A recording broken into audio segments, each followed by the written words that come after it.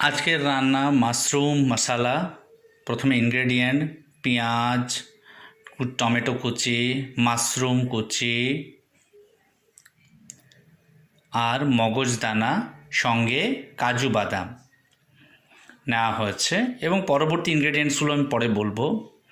একটা কড়াইতে সাদা তেল নিয়ে ধিমি আঁচে সিমে রয়েছে গরম করতে দেওয়া হয়েছে।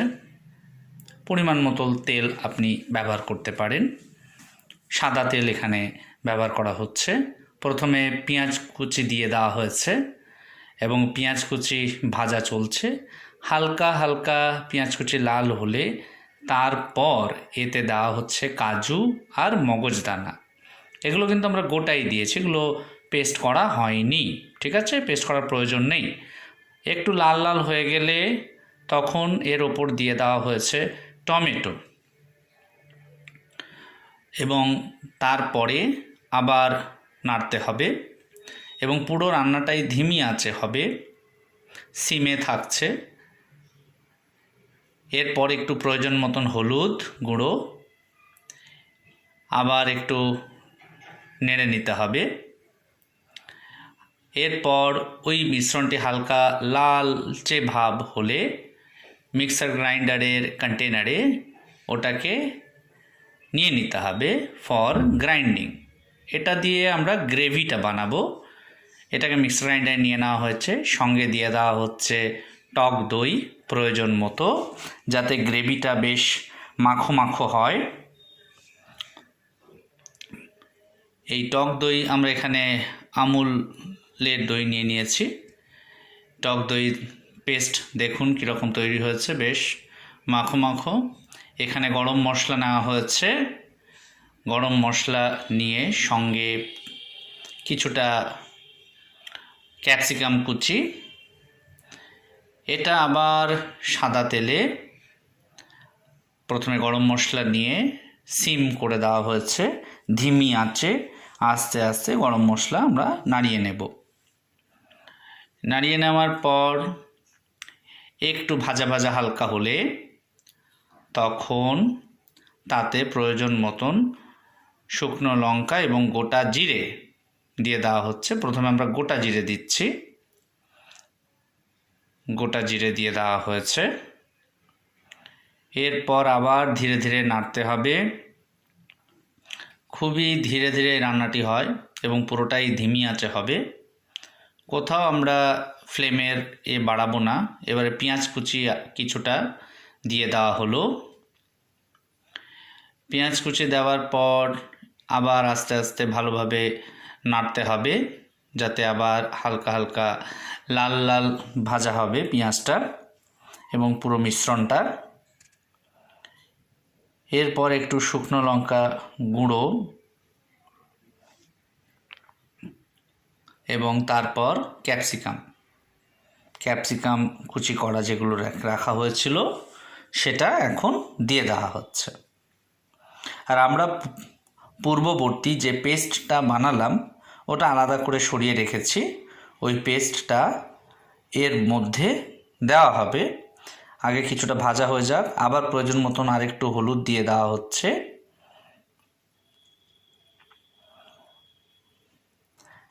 এরপর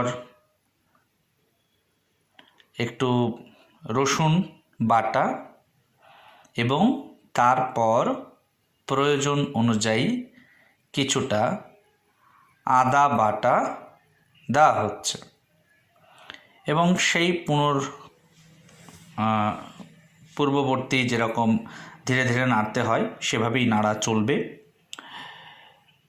প্রয়োজন মতো নুন দিয়ে দিতে হবে। এরপর আবার মিশ্রণটি ধীরে ধীরে হাতা দিয়ে মিশ্রিত করতে হবে এবং এখনও ধিমি আঁচেই হবে। একটু শুকনো লঙ্কা গুঁড়ো দিয়ে দেওয়া হচ্ছে, এটা একটু রং আনার জন্য। আপনাদের প্রয়োজন হলে আপনারা কাশ্মীরি লঙ্কা গুঁড়ো দিতে পারেন। আমরা এখানে নর্মাল লঙ্কা গুঁড়ো দিচ্ছি এবং দিয়ে আবার ধীরে ধীরে মিশ্রণটিকে নাড়াতে হবে। এরপর আমরা যে পূর্ববর্তী পেস্টটা বানিয়েছিলাম সেই পেস্টটা, যেটা গ্রেভি হবে, পরবর্তীকালে। তো সেটা আমরা দিয়ে দিলাম এবং এই গ্রেভিটা দেওয়ার পর কনস্ট্যান্ট নাড়তে থাকতে হবে, তা না হলে নিচটা ধরে যেতে পারে। পুরোটাই ধিমি আঁচে চলবে এবং কনস্ট্যান্ট ধীরে ধীরে নাড়াতে হবে। এরপর প্রয়োজন মতন একটু জল দিয়ে দিতে হবে। আমরা একটু জল দিয়ে দিচ্ছি এবং সেই সাথে আবার মিশ্রণটিকে নাড়তে হবে এবং যতক্ষণ পর্যন্ত না তেলটি ছেড়ে যাচ্ছে দইয়ের থেকে বা মিশ্রণ থেকে, ততক্ষণ অবধি এটি ধিমে আঁচে, দেখুন সিমে দেওয়া আছে, ধীরে ধীরে আমরা এই জিনিসটিকে কনস্ট্যান্ট মিশ্রণটিকে নাড়তে হবে। বেশ কিছুক্ষণ এরকম নাড়তে হলে আস্তে আস্তে দেখুন এবারে তেলটা উপরে ক্রমশ ইয়েলোইশ ডার্ক কালার নিয়েছে, ছেড়েছে অনেকটা। এরপর আমরা এই জিনিসটি এবারে বুঝতে পারছি যে উপরে একটা স্তর পড়েছে হালকা তেলের, তার মানে এবারে তেলটি ছেড়ে গিয়েছে মিশ্রণ থেকে। এরপর আমরা এর মধ্যে দেব মাশরুম কুচি, যেগুলো আমরা আগে কেটে ধুয়ে রেখেছিলাম। অবশ্যই আপনারা আগে মাশরুমগুলোকে ধুয়ে কেটে নেবেন বা কেটেও ধুতে পারেন, যেটা আপনাদের সুবিধা হয়। এই মাশরুম এই মিশ্রণের মধ্যে দিয়ে দেওয়া হলো। এরপর আমরা নাড়তে থাকব এবং ধীরে ধীরে মাশরুম থেকে জলটা বেরিয়ে আসবে এবং গ্রেভির মাত্রা বা পরিমাণ অনেকটা বেড়ে যাবে। মাশরুমের গায়ে পুরো গ্রেভিটাকে ভালো করে মিশ্রণটা মিশিয়ে নিতে হবে, যাতে মাশরুমের প্রত্যেকটি পার্টে খুব ভালো করে মশলা পৌঁছয়। এবার ধীরে ধীরে এইভাবে নাড়তে থাকতে হবে এবং দেখছেন মাশরুম পুরোপুরি মিশ্রণের সাথে বা গ্রেভির সাথে মিশে গিয়েছে। এখন দেখে মনে হচ্ছে জিনিসটা অনেকটা ড্রাই, হ্যাঁ, কিন্তু ভাবনার কিছু নেই। এই মাশরুম থেকে পুরো জল বেরিয়ে পড়েছে এবং গ্রেভি বুঝতেই পারছেন মাশরুমগুলো সব চুপসে গিয়েছে এবং গ্রেভি তৈরি হয়ে গিয়েছে। এখানে কোনো, আমরা বলে রাখি, আলাদা করে জল এক্সট্রা মাশরুম দেওয়ার পর দিতে হয় না, মাশরুমের জলেই পুরো এটা হয়ে যায়। এবার আপনি প্রয়োজন হলে আরেকটু জল দিতে পারেন, সেটা নির্ভর করছে আপনি কতটা গ্রেভি চাইছেন তার উপরে। সাধারণত অনেক ক্ষেত্রে লাগে না, কেউ একটু পাতলা গ্রেভি খেতে চায়, তো সেক্ষেত্রে আমরা একটু জল অবশ্যই আপনি অ্যাড করতে পারেন। সেই জন্য এখানে আমরা অ্যাড করলাম একটু জল, আরও একটু জল দিয়ে দিচ্ছি। এবারে ভালো করে নাড়তে থাকতে হবে এবং এই মাশরুমটা আস্তে আস্তে পুরোপুরি সেদ্ধ হয়ে যাবে বেশ ভালোভাবে। আমাদের মোটামুটি তৈরি মাশরুম মশালা। এটাকে এবারে পাত্রে রাখা হয়েছে এবং এটা পরোটার সাথে আপনারা খেতে পারেন, খুবই ভালো লাগবে। রান্নাটি কেমন লাগলো জানাবেন। Thank you.